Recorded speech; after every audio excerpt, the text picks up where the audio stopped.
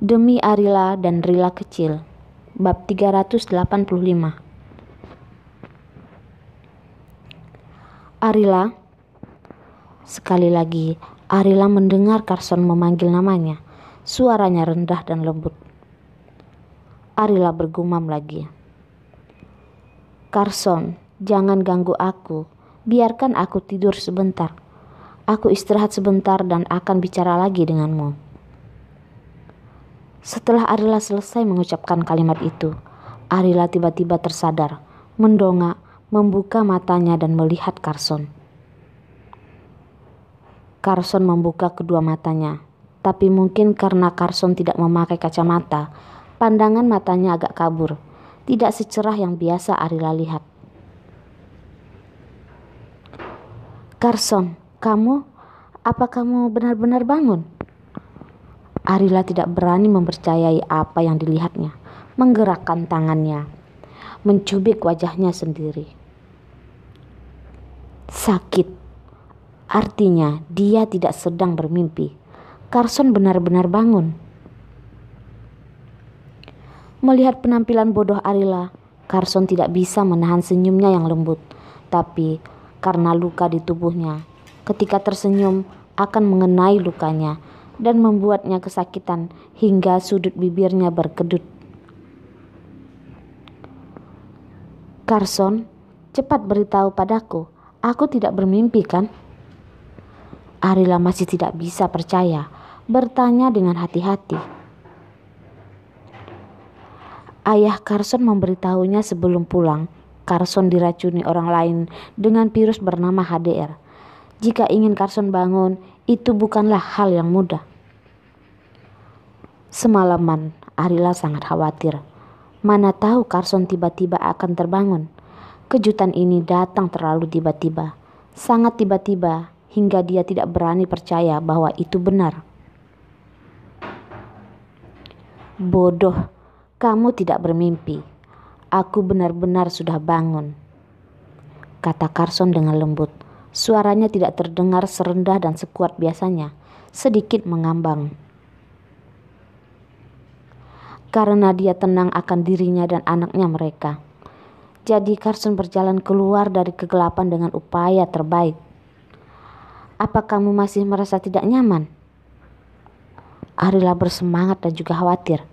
Tidak tahu harus berbuat apa untuk sementara waktu. Carson berkata dengan lembut.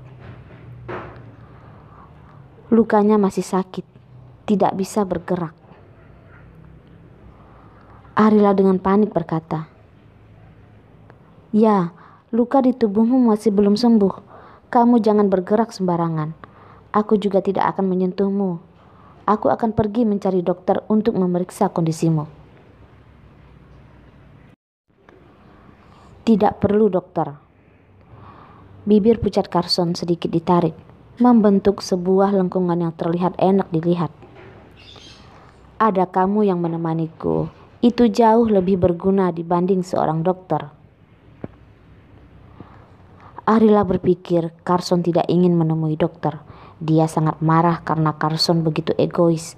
Tapi kemudian dia mendengarnya berkata, aku hanya ingin kamu menemaniku berbicara. Jangan biarkan aku tidur lagi. Carson berusaha sangat keras untuk bisa bangun. Sangat khawatir dirinya akan tertidur lagi. Dan juga jika dia tidur, mungkin tidak akan pernah bangun lagi. Jika dia tidak bisa bangun, dia tidak akan bisa melihat Arila dan juga Rila kecil lagi. Dan juga tidak ada yang bisa melindungi Arila dan Rila kecil lagi. Jadi bagaimanapun dia tidak boleh tertidur lagi. Arila berjalan dan duduk di sisi Carson, memegang tangannya, mengangkatnya ke bibirnya dan menciumnya. Carson. Ketika memanggil nama Carson, Arila tiba-tiba tercekat dan tidak bisa berbicara. Memikirkan hari itu ketika Carson tidak memperdulikan apapun dan menghadang peluru di depannya, Arila tidak bisa menahan napas dinginnya. Carson merupakan keberadaan yang disegani di dunia bisnis, merupakan pimpinan yang legendaris di grup Asus. Dia dinobatkan sebagai 10 pemimpin bisnis terkemuka di dunia oleh otoritas paling bergengsi di dunia. Banyak wartawan demi mewawancarainya berjaga selama beberapa hari, bahkan jika mereka tidak bisa mewawancarainya. Tapi selama ada kesempatan, mereka tidak akan melepaskannya. Di pandangan mata banyak orang, Carson adalah legenda. Pria yang berada di puncak, hanya bisa dilihat dari kejauhan. Ketika pertama kali bertemu dengannya, jika Arila tahu identitas aslinya, mungkin Arila tidak akan bertindak begitu impulsif untuk menikah dengannya. Pria yang begitu baik ini, begitu banyak orang yang ingin menggapainya tetapi tidak bisa. Tapi pria ini malah sangat memanjakannya. Demi Arila, dia lagi dan lagi berbuat bodoh, tidak memperdulikan keselamatan dirinya sendiri. Carson, lain kali jangan bertindak begitu bodoh. Berjanjilah padaku, oke? Arila menarik napas dalam, baru bisa mengucapkan kalimat itu secara lengkap. Apa kamu pikir aku bodoh? Carson sedikit terkekeh dan berkata, dasar bodoh, masih bisa mengatai diriku bodoh. Bodoh, siapa yang kamu katai bodoh?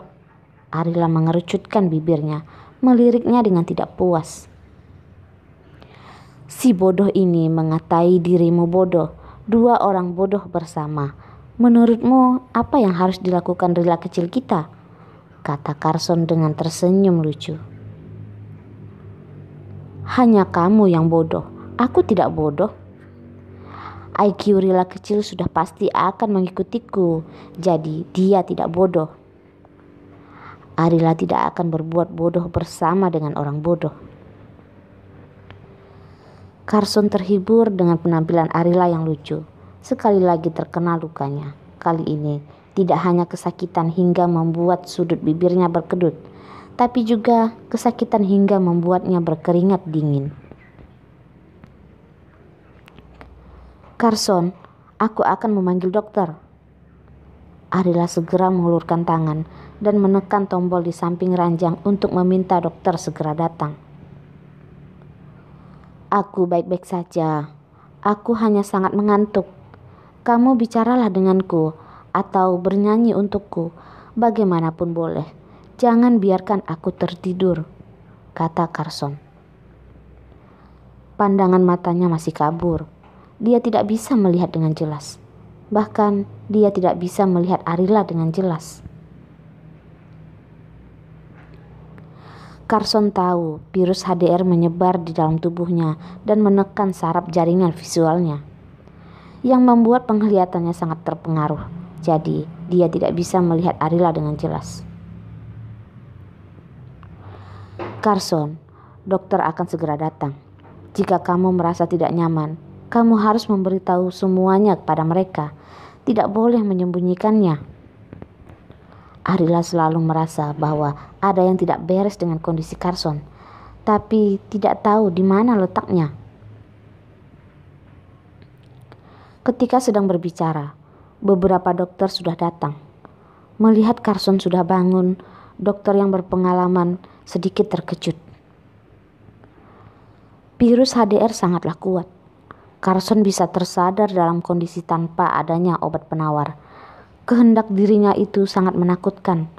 Hanya beberapa orang di dunia saja yang dapat melakukan hal seperti yang dia lakukan.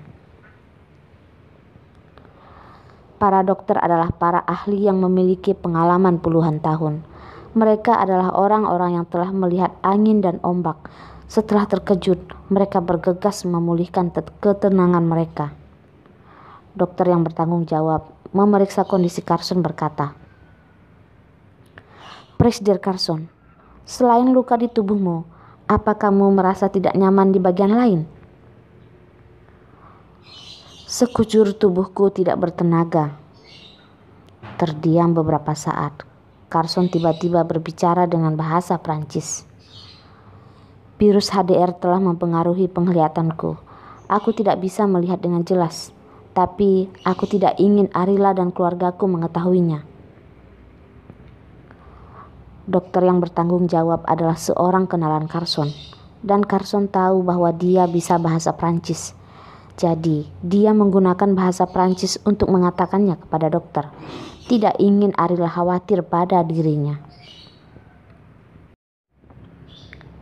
Dokter menjawab dalam bahasa Indonesia.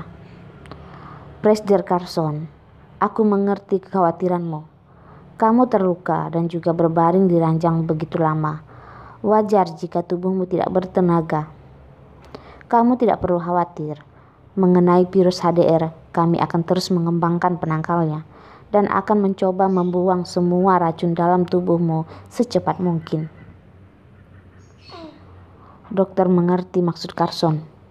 Kemudian menjawabnya dalam bahasa Indonesia, bekerja sama dengan sangat baik, tidak ingin Arila curiga. Mereka kemudian juga mengganti obat di luka tembak Carson. Obat-obatan yang digunakan semuanya adalah obat-obatan yang bagus. Penyembuhan lukanya juga sangat baik. Setelah mengganti obat, Arila mengantarkan dokter keluar.